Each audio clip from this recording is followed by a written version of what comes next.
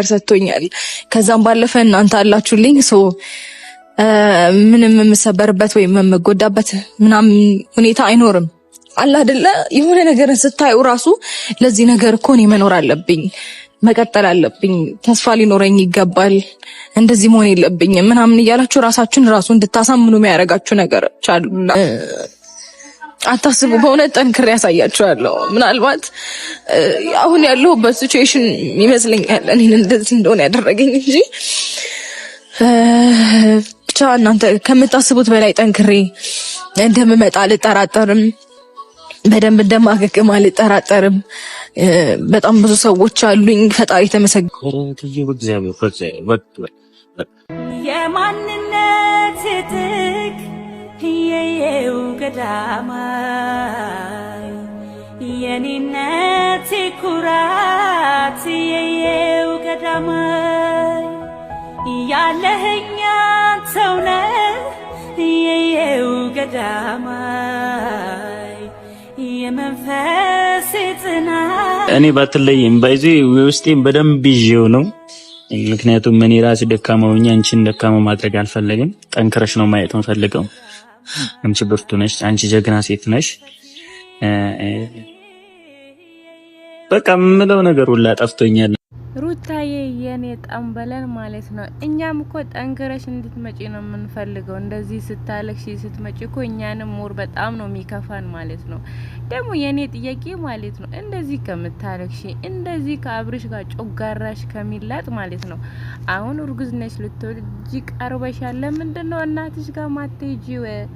የምር እኔ ሁሌም ነው ማስባት እና ለምንድን ነው እናቷ ጋር ማትሄደው? እናት አላት፣ እህት አለቻት።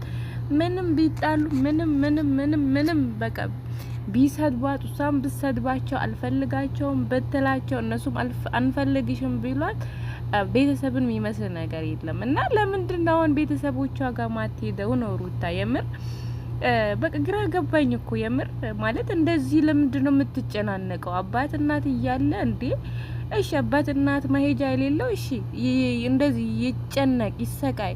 የሱ አሁን መጨነቅ መሰቃይ ምንድነው ነው የኔ ጥያቄ የምር።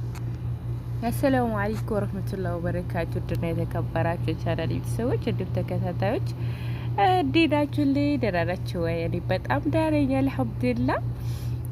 እና ዛሬም በድጋሚ መጥቻለሁ። ዛሬ ግን የመጣሁበት ቪዲዮ ማለት ነው በእርግጥ በቃ ሩታዬ ሲከፋት ስታለቅስ ምናምን አንወድም ሁላችንም ማለት ነው። እና ሩታዬ ለምን እንደሆነ አላቅም እናቷ ጋር ማትሄደው በቃ አሁን እንደዚህ ሆና እናት እንዴት ነው የምትሆነው? እናት ማለትም እናትየው ማሻአላ ዩቲዩብ ተጠቃሚ ናቸው ያያሉ ቪዲዮም ላይ ምናምን እና ግራ ነው የሚገባኝ የምር። ይሄ ነገር ድራማ ከሆነ ለሩታ ጥሩ አይደለም።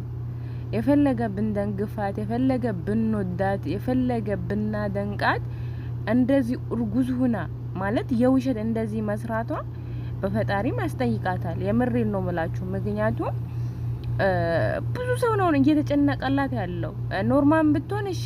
አሁን ግን ሁለት ነፍስ ሁና ይሄንን ነገር ይሄንን ድርጊት የእውነት የምታደርገው ከሆነ እንጃ እኔ ራሱ ቀየማታለሁ የምር ማለት የሆነ ነገሩን ስታዩ እኮ ነው።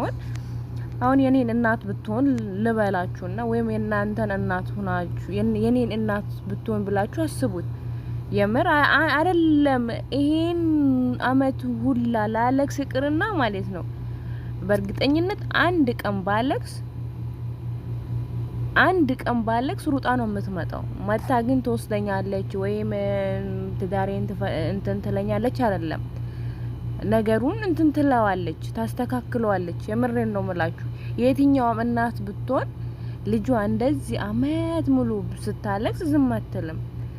በዚህ አሁን እዚህ ጋር አንደርስታንድ ሳደርግ ውሸት ነው ወይ ምናምን የሚለው ነገር መጣብኝ። እውነት ነው ደግሞ ብላችሁ ልትቀበሉ ሩታ እንደዚህ ሁለት ነፍስ ሆና እንዴት ነው ነፍስያዋ እሺ ብላት እንደዚህ ነገር መሰራው? ይሄ ዶላር ነው ምናምን አትበሉኝ እንዴ። ህሊና የሚባል ነገር አለ ከምንም በላይ ማለት ነውና የምር እኔ ግራ ገብቶኛል። ውሸት ነው ብዬ ልቀበል ቤተሰቦቿ የፈለገ ነገር ቢሆን ዝም አይሉ። እውነት ነው ነገሩ እውነት ቢሆን ሲሪየስ ቢሆን ቤተሰቦቿ ዝም ይላሉ ወይ ማለት እኔን በሷ ቦታ ሆኜ አሰብኩት እንዴ እኔ ወንድሜስ እህቴስ እንዴ አባቴ ቢሆንስ እናቴ ብትሆንስ እንደዚህ ሲሰቃይ እንዴት ነው ዝም የሚሉኝ ማለት አንዴ ሁለቴ ዝም ይበሉ አመቱን ሙሉ እንደዚህ ስታለቅስ እንዴት ነው ልጅቷን ጥሎ የሚተዋት እንዴ ግራ በትዳር መሀል አይግቡ ግን ልጃቸውን በዚህ ሰዓት መሰብሰብ አለባቸው እንዴ የምር እውነት ቢሆን ማለት ነው ውሸት ነው የሚመስለኝ እውነቱም ነው የሚመስለኝ ብቻ ግራ ገብቶኛል የምር አሁን መውለጃዋ ሰዓት ቀርቧል ለምንድነው እንደዚህ የምትሆነው በዚህ ሰዓት መደሰት ሲገባት ጸሎት ማድረግ ሲገባት ወደ ፈጣሪ መቅረብ ሲገባት ለምንድነው ኃጢያት ውስጥ የምትገባው ነው ሩታ በቃ ውሸት ከሆነ ለምንድነው ኃጢያት የምታደርገው ሁለት ነፍሱና የትኛውም እርጉዝ ከሆነች ሰው በቃ ሁሉ ነገሯን ለፈጣሪ ነው የምትሰጠው እኔ ማቀው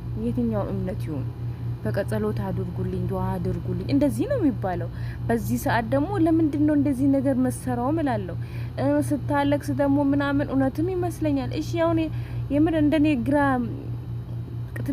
ከትላንትና ወደ ቪዲዮ ያልሰራሁት ለዛ ነው ማለት በቃ ግራ ግብትን ያለኝ የምር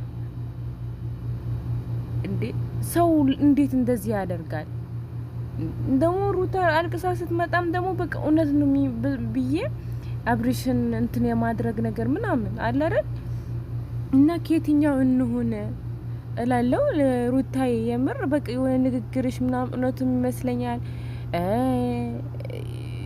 ብቻ አላቅም እንዴት እንደሆነ ለማንኛውም ማለት ነው ሩታዬ ፈጣሪ ካንቺ ጋር ይሁን ይሄን መሰሪው ነገር ውሸት ከሆነ የምር አቁሚው እጅ ስጪ ለፈጣሪሽ ምክንያቱም አይፈተነሽ የምር አላህ ያልሆነ ነገር ስንሰራ በምንወደው ነገር ነው የሚፈተነንና አይፈትንሽ አላህ እና ውሸት ከሆነ ምንም ከሆነ በቃ ብታቆሚ እናትሽ ጋር ብትጂ በቃ እረፍት ብታደርጊ ሰላም ታገኛለሽ እኮ እንዴ እናት ጋር ከእናት በላይ ምን አለ በቃ ሰላም ስታጡ እናታችሁ ጋር ወጣችሁ መሄድ እኮ ነው እንዴ እኔ የምር እናቴን እንደዚህ ጭንቅ ብሎኝ ምናምን ራሱ ስደውልላት እሷን ድምጽ ስሰማ ማለት ነው የፈለገ ነገር ሀሳቤ ለምን አይደረደርም ግን በቃ ይቀለኛል የምር በጣም ነው የሚቀለኝና ለማንኛውም ጸሎት አድርጉላት አላህ በሰላም እንዲያኖራት በሰላም እንዲገለግላት ምንድነው